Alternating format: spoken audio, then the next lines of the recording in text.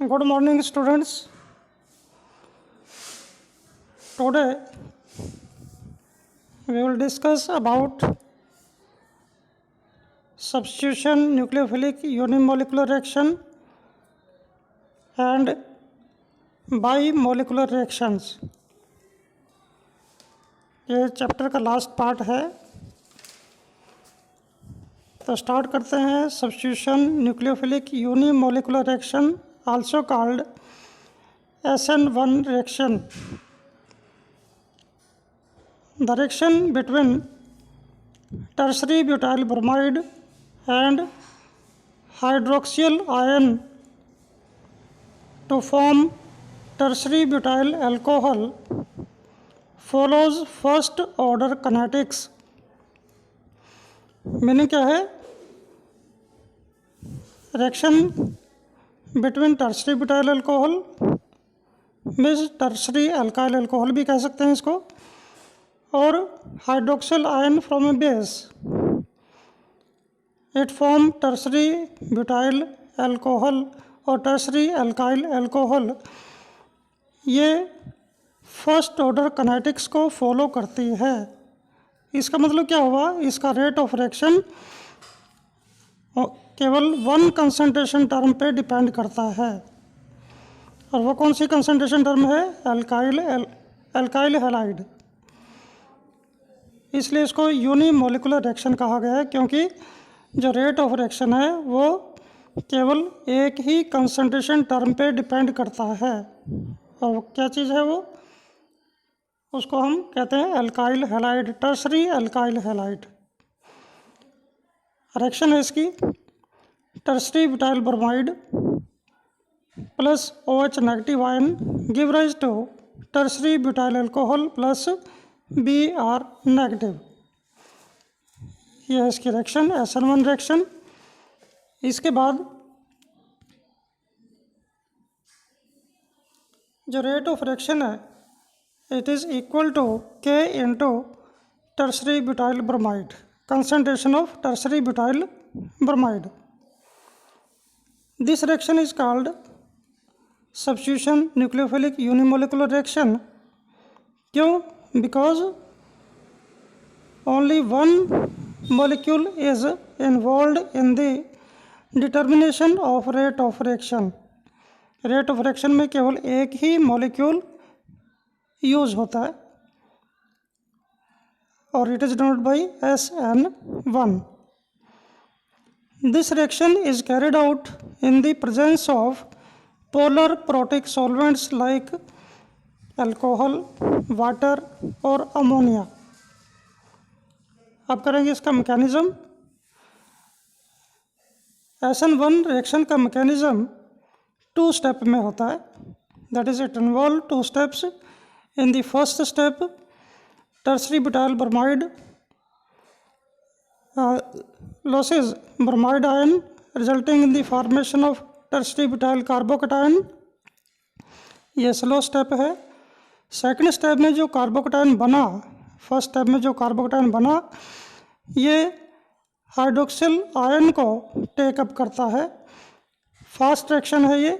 जैसे ही कार्बोकेटायन बना, ये OH नेगेटिव आयन को हाइड्रोक्सिल आयन को के साथ कंबाइन करके टर्सरी ब्यूटाइल अल्कोहल की फॉर्मेशन करता है. ये सेकंड स्टेप था इसका. इसके बाद नेक्स्ट पार्ट है इसका reactivity of alkyl halide towards SN1 reaction. जो SN1 रिएक्शन है इसमें अल्काइल हैलाइड की रिएक्टिविटी कैसे वेरी करती है, किसकी ज़्यादा है किसकी कम है.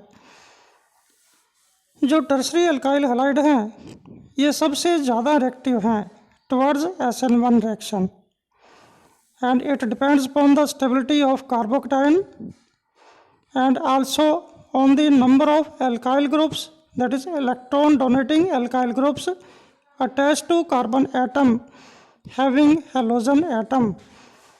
किस पर डिपेंड करती है? ये अल्काइल ग्रुप जो कार्बन से अटैच है, वो कार्बन जिसके साथ हैलोजन जुड़ी है उस कार्बन से कितने अल्काइल ग्रुप जुड़े हुए हैं इस पर डिपेंड करता है. जितने ज़्यादा अल्काइल ग्रुप होंगे उतना ही रिएक्टिव अल्काइल हैलाइड होगा. इसका मतलब क्या है, जो टर्सरी एल्काइल हैलाइड है वो सबसे ज़्यादा रिएक्टिव है और जो प्राइमरी एल्काइल हैलाइड है वो सबसे कम रिएक्टिव है। क्यों? क्योंकि टर्सरी एल्काइल हैलाइड में सबसे ज़्यादा एल्काइल ग्रुप है, इलेक्ट्रॉन डोनेटिव ग्रुप है, वो कार्बोकैटायन को ज़्यादा स्टेबल कर देता है, और प्राइमरी में केवल एक ही एल्काइल ग्रुप है जो कार्बोकैटायन को कम स्टेबल करता है। इसलिए टर्सरी एल्काइल हैलाइड की स्टेबिलिटी सबसे ज़्यादा है और सबसे ज़्यादा रिएक्टिव है, और प्राइमरी की रिएक्टिविटी सबसे कम है। इसके बाद है substitution nucleophilic bimolecular reaction, that is SN2 reaction. The reaction between alkyl halide and hydroxyl ion to form alkyl alcohol follows second order kinetics because the rate of reaction depends on the concentration of both the reactants, that is alkyl halide and hydroxyl ion. जो rate of reaction है इसका वो to reactant की concentration पे depend करता है। कौन कौन से टू रिएक्टेंट? एक तो है उसमें एल्काइल हैलाइड और दूसरा है हाइड्रोक्सिल आयन। इन दोनों के ऊपर डिपेंड करता है रेट ऑफ रिएक्शन, इसलिए इसको SN2 रिएक्शन कहा गया है। रिएक्शन है CH3Br, यह है primary alkyl halide plus OH negative ion give rise to methyl alcohol plus bromide ion. और इसका रेट ऑफ रिएक्शन क्या है? Rate is equal to K into concentration of methyl bromide and concentration of hydroxyl ion. Rate of reaction to concentration दर पे depend करता है, इसलिए कहा गया है SN2 reaction. This reaction is called substitution nucleophilic bimolecular reaction because rate of reaction depend upon two concentration terms. इसके बाद है इसका मैकेनिज्म। मैकेनिज्म एक ही स्टेप का है ये। It involve only one step through the formation of transition state. कैसे? जो एल्काइल हैलाइड है इसमें हाइड्रोक्सिल ग्रुप रियर साइड से अटैक करता है। रियर साइड का मतलब क्या है? जिस साइड ब्रोमीन, जिस साइड हैलोजन जुड़ा होता है, इसके अपोजिट साइड से OH ग्रुप अटैक करता है और एक ट्रांजिशन स्टेट की फॉर्मेशन करता है जिसमें जिस कार्बन से हैलोजन जुड़ा है उसी कार्बन से OH ग्रुप भी जुड़ जाएगा बाय पार्शियल बॉन्ड। कार्बन के पास पॉजिटिव चार्ज है और जो कार्बन से OH जुड़ा है और जो ब्रोमीन जुड़ी थी पहले, इन दोनों के ऊपर पार्शियल नेगेटिव चार्ज आ जाता है, डेल्टा नेगेटिव डेल्टा नेगेटिव। तो नेक्स्ट स्टेप में ये इसको हम कहते हैं ट्रांजिशन स्टेट। और नेक्स्ट स्टेप में ये Br नेगेटिव को रिलीज कर देता है और OH के साथ कोवेलेंट बॉन्ड की फॉर्मेशन कर देता है। तो इससे क्या बना? एल्काइल अल्कोहल और bromide ion. That is example हमने लिया था, इससे बना methyl alcohol ethyl alcohol and bromide ion. तो ये था इसका मैकेनिज्म। इसके बाद है reactivity of alkyl halide towards SN2 reaction. अब इसमें जो रिएक्टिविटी है किस पे डिपेंड करती है? Depends upon steric hindrance of bulky alkyl group. सबसे ज़्यादा रिएक्टिव प्राइमरी है, उससे कम रिएक्टिव सेकेंडरी है और उससे कम रिएक्टिव टर्सरी है। तो इसको हम एक्सप्लेन करेंगे किसके बेस पे? On the basis of steric hindrance of bulky alkyl groups attach to carbon atom containing halogen atom. जितने ज़्यादा एल्काइल ग्रुप अटैच होंगे उस कार्बन एटम से जिसके पास हैलोजन जुड़ी हुई है, उतना greater will be the steric hindrance, उतनी ज़्यादा उसकी स्टेरिक हिंड्रेंस होगी और lesser will be the reactivity. अब टर्सरी के पास सबसे ज़्यादा एल्काइल ग्रुप जुड़े हुए हैं, इसलिए उसमें स्टेरिक हिंड्रेंस सबसे ज़्यादा होगी। That's why it is least reactive.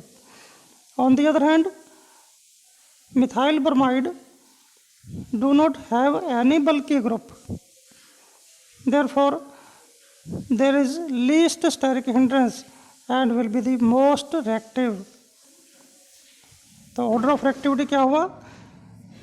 Primary सबसे ज़्यादा रिएक्टिव, सेकेंडरी उससे कम रिएक्टिव, टर्सरी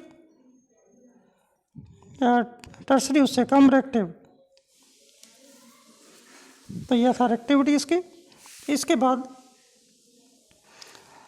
क्वेश्चन है एक, predict the order of reactivity of following compounds in SN1 and SN2 reactions.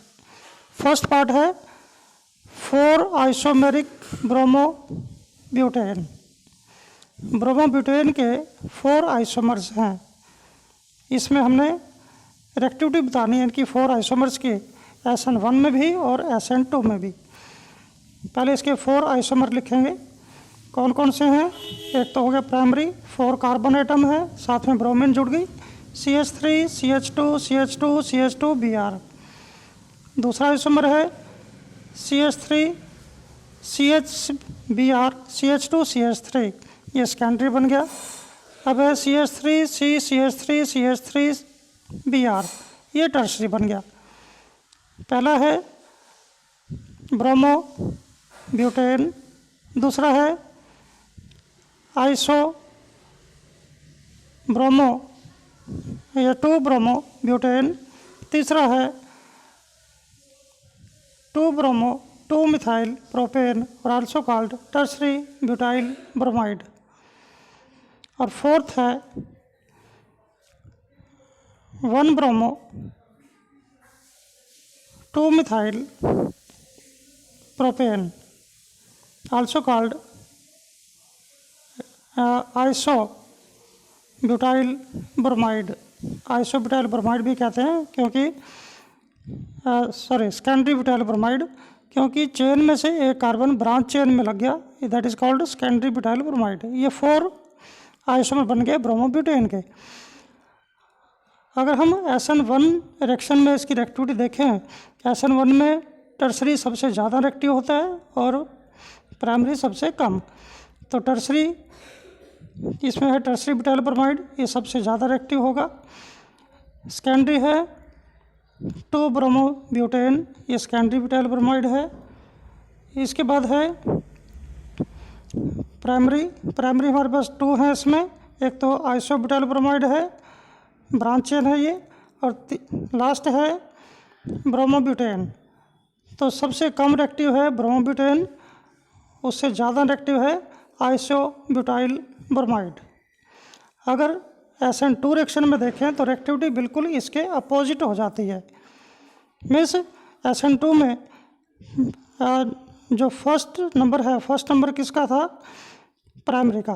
Primary सबसे, SN2 में प्राइमरी सबसे ज़्यादा रिएक्टिव होता है, इसलिए फर्स्ट नंबर सबसे ज़्यादा रिएक्टिव है, उससे कम रिएक्टिव 4th नंबर वाला है, और उससे कम 2nd नंबर वाला है, और सबसे कम रिएक्टिव 3rd नंबर वाला है, that is tertiary.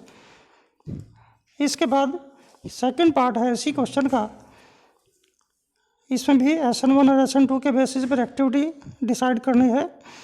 C6H5CH2Br, second compound है C6H5CH6H5Br, थर्ड है C6H5CH3Br, फोर्थ है C6H5CCH3C6H5Br।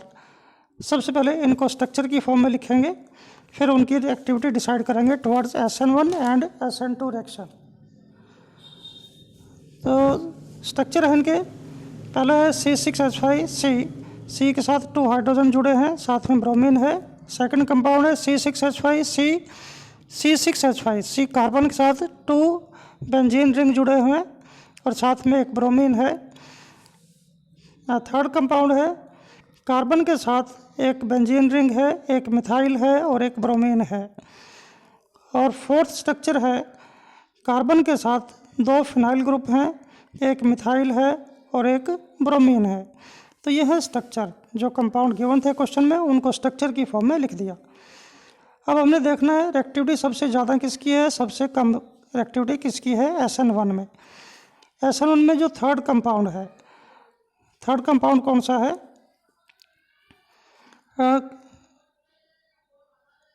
C6H5CHBr, उस कार्बन से मिथाइल भी जुड़ा हुआ है, तो इसकी रिएक्टिविटी सबसे ज़्यादा है टुवर्ड्स SN1। SN1 की रिएक्टिविटी कैसे डिसाइड की जाती है, जो टर्सरी होता है वो सबसे ज़्यादा रिएक्टिव होता है, जिसमें इलेक्ट्रॉन डोनेटिंग ग्रुप सबसे ज़्यादा होते हैं, वो सबसे ज़्यादा रिएक्टिव है। बेंजीन इलेक्ट्रॉन विड्रॉइंग है और एल्काइल इलेक्ट्रॉन डोनेटिंग है। अब जो तीसरा कंपाउंड है, इसमें एक एल्काइल ग्रुप जुड़ा हुआ है और किसी में भी एल्काइल ग्रुप नहीं है, तो सबसे ज़्यादा रिएक्टिव कौन सा हुआ, थर्ड नंबर वाला, क्योंकि इसमें इलेक्ट्रॉन डोनेटिंग ग्रुप लगा हुआ है। उससे कम रिएक्टिव कौन सा है, फोर्थ नंबर वाला, क्योंकि इसमें एक एल्काइल है और 2 बेंजीन रिंग हैं। एल्काइल भी है और 2 बेंजीन रिंग भी हैं, बाकी सभी में एल्काइल ग्रुप नहीं है, केवल बेंजीन रिंग है। तो फोर्थ वाला इससे कम रिएक्टिव है। और इसके बाद जो फर्स्ट है ये ज़्यादा रिएक्टिव है, क्योंकि इसमें एक बेंजीन रिंग है, और जो सेकंड है इसमें 2 बेंजीन रिंग है, एल्काइल कोई भी नहीं है, इसलिए सबसे कम रिएक्टिव है। यह है टुवर्ड्स SN1। अगर हम इसकी रिएक्टिविटी देखें टुवर्ड्स SN2 रिएक्शन, तो ऑर्डर क्या होगा, उल्ट हो जाएगा ऑर्डर। जो सेकंड है वो सबसे ज़्यादा रिएक्टिव होगा, फर्स्ट उससे कम, फोर्थ उससे कम और थर्ड सबसे कम, रिएक्टिविटी उल्ट हो जाएगी। इसके बाद नेक्स्ट क्वेश्चन है, which of the following pairs of compound is more reactive towards SN2 mechanism. Compound है CH3 CH2 CH2 CH2Br, और सेकंड इसी के पेयर में दूसरा है CH3 CH2 CHBr CH3। तो ज़्यादा रिएक्टिव कौन सा हुआ,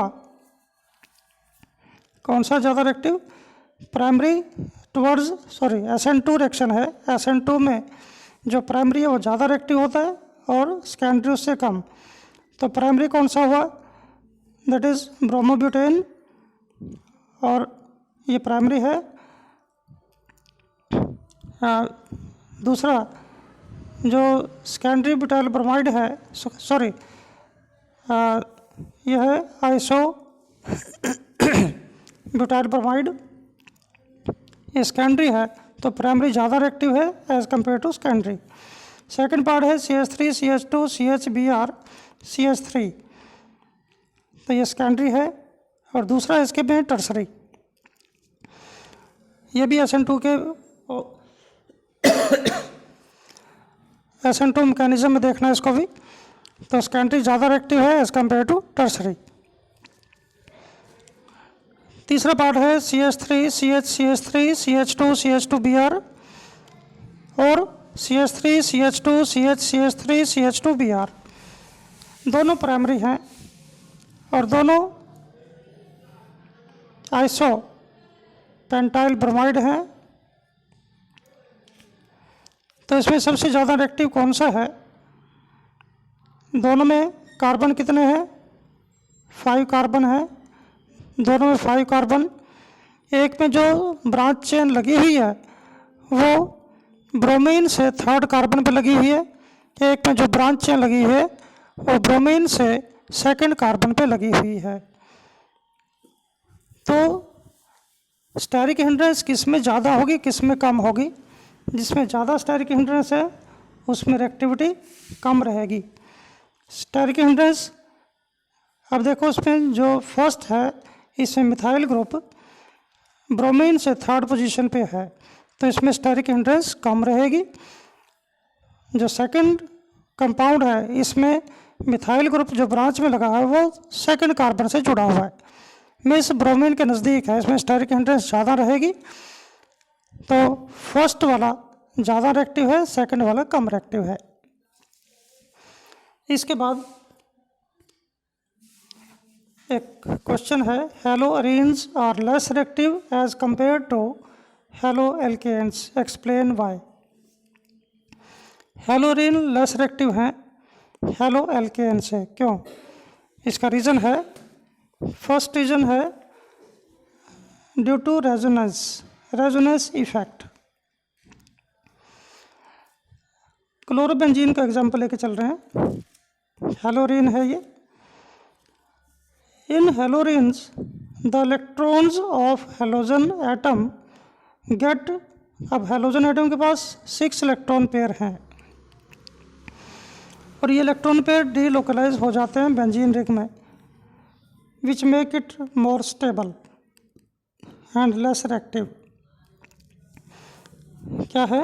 इन haloarene the electrons of halogen atom get delocalized in the benzene ring which make it more stable and less reactive.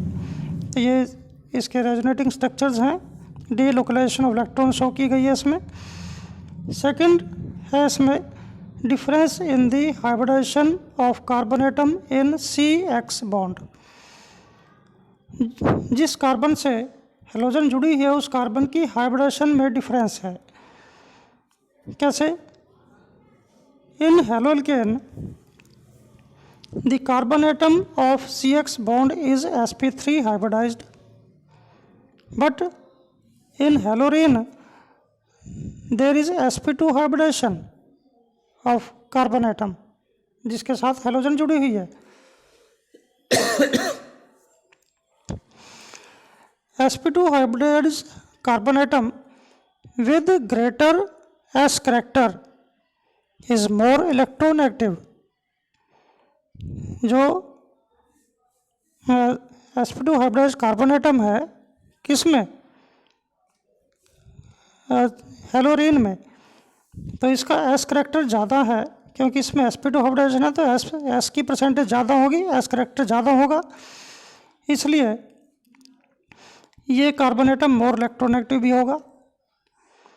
Which can hold the electron pair of the bond more tightly as compare to sp3 hybridized carbon atom in halo alkene.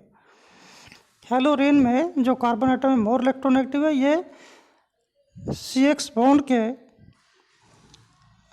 Electron को मोर tightly hold कर लेता है, इसलिए उसकी reactivity कम रहेगी क्योंकि halogen को release करना टफ है उसके लिए।